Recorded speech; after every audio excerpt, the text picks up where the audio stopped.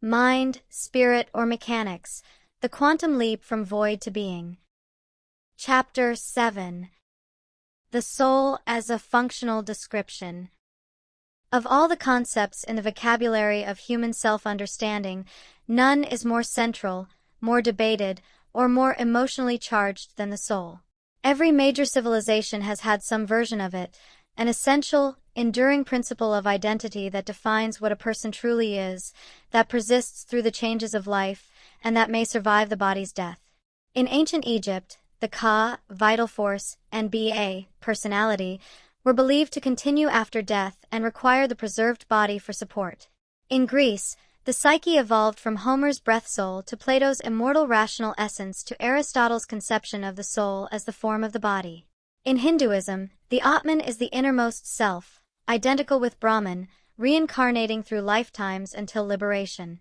Buddhism uniquely denies a permanent self, the doctrine of anatta, yet affirms a continuity of process, a causal stream of mental and physical events that persists moment to moment and, in some interpretations, across lives. Christianity sees the soul as created by God, immortal, the seat of moral agency, destined for eternal judgment. Islam describes the R as the divine breath in the human being, the source of dignity and the faculty that enables relationship with God. These conceptions differ enormously in their metaphysical commitments, but they converge on a common functional description. Across traditions, the soul refers to the persistent, integrated pattern of identity, value, motivation, and self-regulation that makes a person a coherent individual over time. It is what makes you you, not the body, which constantly changes, not the memories, which are selective and reconstructed, not the personality traits, which evolve, but the deeper organizing pattern that remains stable as everything else shifts.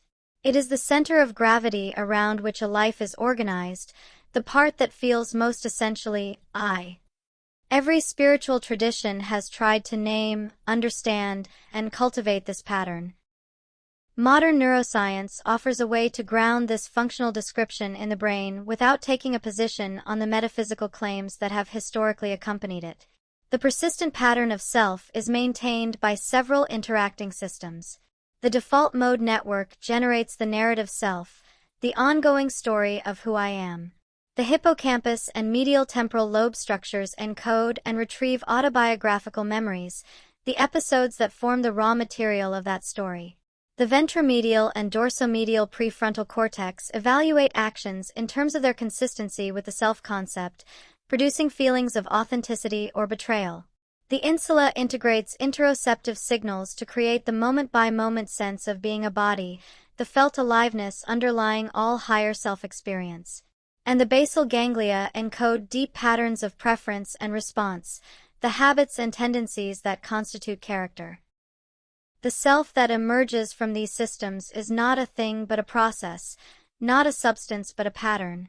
In dynamical systems terms, it is a high-dimensional attractor state in the brain state space, a characteristic trajectory through neural activity that the system tends to revisit, maintained by synaptic architecture and resistant to but not immune from disruption. This attractor state has the properties traditions attribute to the soul. It persists over time, integrates diverse experiences into a coherent whole, provides a center of agency and motivation, and can undergo profound transformation, death and rebirth in the language of spiritual traditions, when sufficiently perturbed. The death of the ego, in mystical practice, the identity crisis described by Erik Erikson, and the psychic death and rebirth, described by Stanislav Grof in psychedelic contexts, can all be understood as the dissolution of one identity-level attractor and the emergence of another. This functional definition preserves what is most valuable in the traditional concept while remaining neutral about metaphysical questions. It does not claim the soul is immortal, nor does it deny it. The question of what happens to a pattern when its physical substrate is destroyed is philosophically open and depends on one's metaphysical commitments. It does not claim the soul is supernatural, nor does it trivialize it. The persistent, integrated, self-organizing pattern that constitutes a human identity is one of the most complex phenomena in the known universe. It deserves a name that honors that complexity. If the word soul serves that purpose, pointing to the reality of the persistent pattern without forcing conclusions about its ultimate nature, then it remains a useful and irreplaceable term. A mature interdisciplinary understanding should not eliminate it but deepen it. William James argued for a similar pragmatic approach in the varieties of religious experience. For James, the value of a concept lies not in its metaphysical pedigree but in its practical consequences, its ability to organize experience, guide action, and illuminate aspects of reality that would otherwise remain obscure. By this criterion, the concept of the soul is immensely valuable. It captures something real about personal identity, motivates the cultivation of character and meaning, and provides a vocabulary for describing the deepest transformations of human life. Neuroscience's redescription of the soul as a persistent pattern of neural activity does not diminish its significance. It enriches it, showing that the soul is not a ghost in the machine but the machine's most intricate achievement, the pattern the brain weaves from genes, experience, and choice, forming a unique center of awareness, agency, and value in the world.